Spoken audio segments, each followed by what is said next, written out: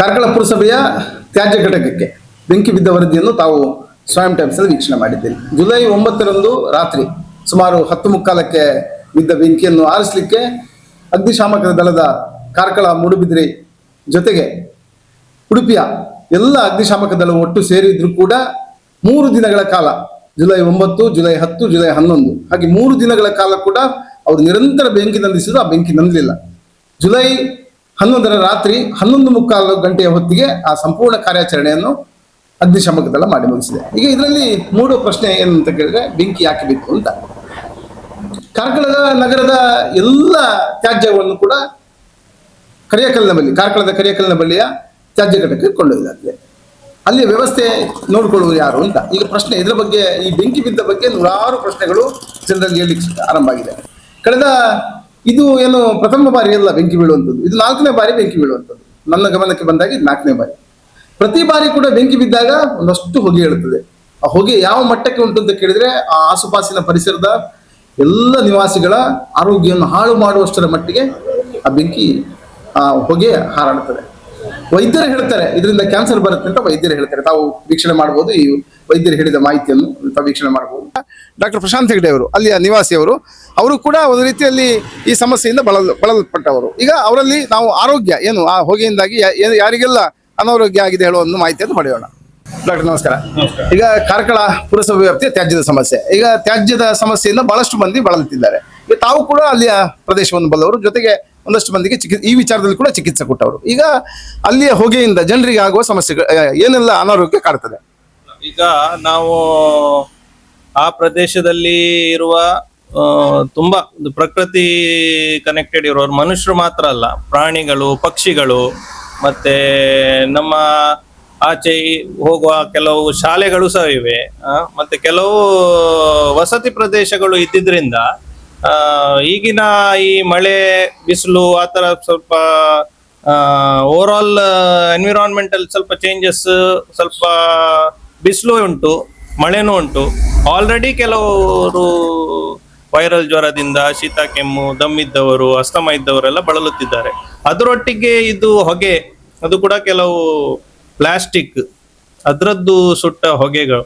ಮತ್ತೆ ಕೆಲವು ಸತಿ ಏನಾಗ್ತದೆ ಅಂತ ಹೇಳಿದ್ರೆ, ನಮ್ಗೆ ಟ್ರೀಟ್ಮೆಂಟ್ ಕೊಡೋದಕ್ಕಿಂತ ಮುಂಚೆ ಒಂದು ಹಿಸ್ಟ್ರಿ ತಗೊಳ್ತೇವೆ ನಾವು. ಯಾವ ಕಾರಣದಿಂದ ನಿಮ್ಗೆ ಈಗ ಮುಂಚೆ ಈ ತರ ಅಸ್ತಮ ಏನಾದ್ರು ಇತ್ತ, ಅವರಿಗೆ ಶೀತ ಕೆಮ್ಮು ಇತ್ತ, ಏನಾಗ್ತಾ ಇದೆ ಅಂತ ಹೇಳಿದ್ರೆ, ಕೆಲವರಿಗೆ ಆಲ್ರೆಡಿ ಶೀತ ಕೆಮ್ಮು ಇದ್ದವರಿಗೆ ಮದ್ದು ಕೊಟ್ಟರು ಕೂಡ ಪರಿಣಾಮ ಅದು ಅವರಿಗೆ ಇಂಪ್ರೂವ್ಮೆಂಟ್ ಕಾಣ್ತಾ ಇಲ್ಲ. ಆಗ ನಾವು ಹಿಸ್ಟ್ರಿ ತಗೊಳ್ಳುವಾಗ ಹೇಗೆ ಉಂಟು, ನೀವು ಯಾವ ಪ್ರದೇಶದಿಂದ ಬಂದವರು, ಈಗ ನಮ್ಗೆ ಸಹ ನಾವು ಅಲ್ಲಿ ಇರುವವರು, ಅಲ್ಲಿ ಹತ್ತಿರ ಇದ್ದವರು ಕೇಳುವಾಗ ಹೀಗೀಗ ಸ್ವಲ್ಪ ಹೊಗೆದ್ದು ತುಂಬಾ ಒಂದು ಪ್ಲಾಸ್ಟಿಕ್ ಸುಟ್ಟ ಸ್ಮೆಲ್ ಬರ್ತಾ ಉಂಟು.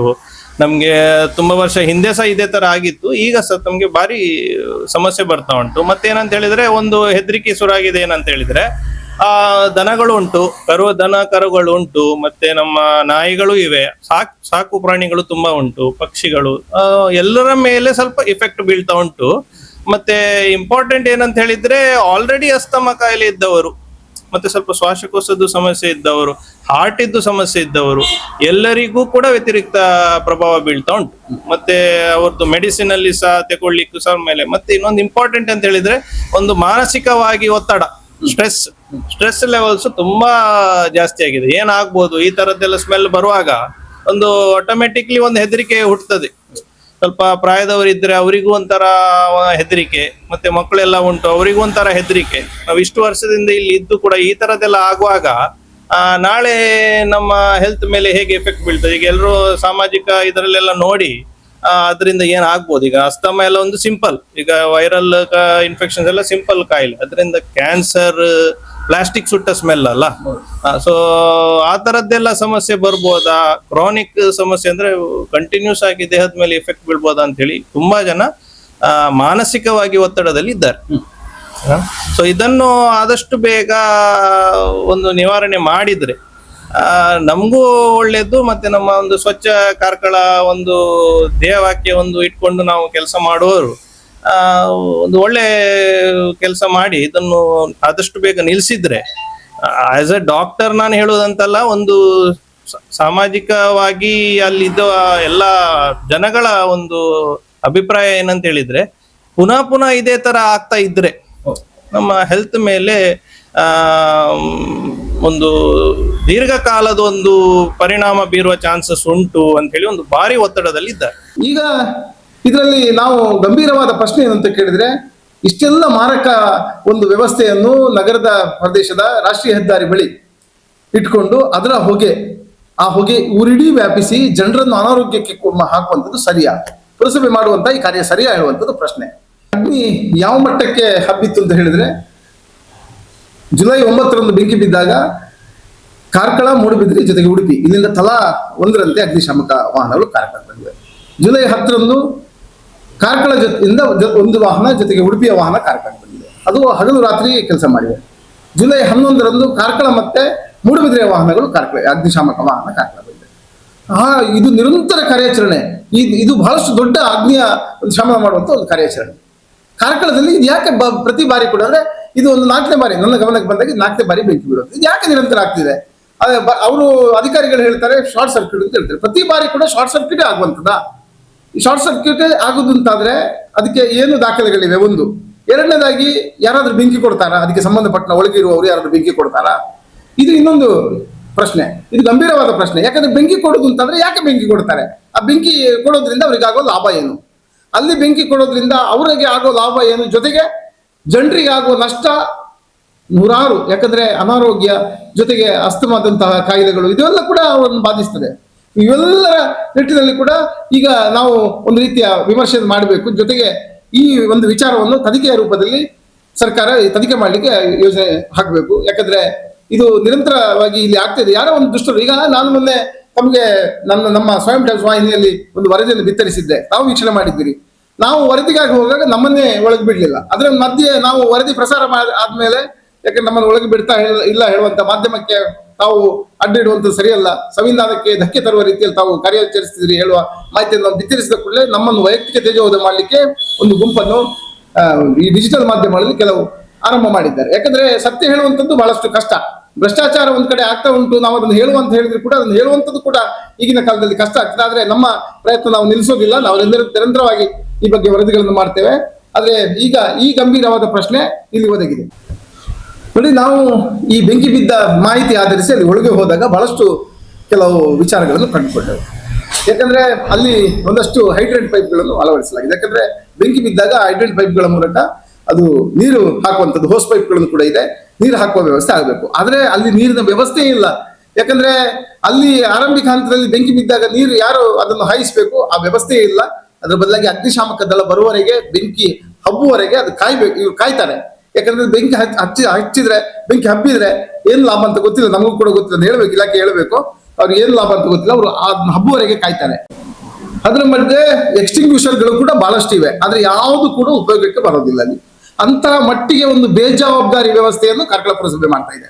ಆ ಎಕ್ಸ್ಟಿಂಗ್ವಿಷರ್ ಏನು ಆ ಬೆಂಕಿ ಬಿದ್ದಾಗ ಅದನ್ನು ಹಾಯಿಸಬೇಕು, ಅದಕ್ಕೆ ನುರಿತ ಸಿಬ್ಬಂದಿಗಳು ಯಾರು ಕೂಡ ಇಲ್ಲ, ಯಾರಿಗೂ ಅದರ ಮಾಹಿತಿ ಇಲ್ಲ ಅದನ್ನು ಹೇಗೆ ಹಾಯಿಸುವಂಥದ್ದು. ಹಾಗಾಗಿ ಮೊನ್ನೆ ಬೆಂಕಿ ಜಾಸ್ತಿಯಾಗಿ ಹರಡ್ಲಿಕ್ಕೆ ಒಂದು ಕಾರಣ ಆಯಿತು. ಈಗ ಅಲ್ಲಿ ತ್ಯಾಜ್ಯ ನಿರ್ವಹಣೆ ಸಮರ್ಪಕವಾಗಿದೆ. ಇದು ಪ್ರಶ್ನೆ, ಇದು ಬಹಳಷ್ಟು ಮಂದಿ ಅವರ ಪ್ರಶ್ನೆ ಅಂತ ಕೇಳಿದ್ರೆ ಅಲ್ಲಿ ತ್ಯಾಜ್ಯ ನಿರ್ವಹಣೆ ಸಮರ್ಪಕ ಆಗಿದೆ ಅಂತ. ಕಳೆದ 4 ವರ್ಷಗಳ ಹಿಂದೆ ಟಿಪ್ಸ್ ಹೇಳುವಂತಹ ಒಂದು ಸಂಸ್ಥೆ ಅದರ ಗುತ್ತಿಗೆಯನ್ನು ವಹಿಸಿಕೊಂಡಿದ್ದು. ಯಾಕಂದ್ರೆ ಅಲ್ಲಿ ವಿಲೇವಾರಿ ಮಾಡುವಂತ ಒಂದು ವ್ಯವಸ್ಥೆ ವಹಿಸಿಕೊಂಡ್ರು. ಆದ್ರೆ 4 ವರ್ಷದ ನಂತರ ಈಗ ಯಾವುದೇ ಸಂಸ್ಥೆಗಳು ಅದನ್ನು ವಹಿಸಿಕೊಂಡ ಬಗ್ಗೆ ಮಾಹಿತಿಗಳು ನಮ್ಮಲ್ಲಿಲ್ಲ. ಅದನ್ನು ನಿರ್ವಹಣೆ ಮಾಡೋದು ಯಾರು ಅಂತ ಕೇಳಿದ್ರೆ ನಮಗೆ ಭಾರಿ ಬೇಸರ ಆಗತ್ತೆ.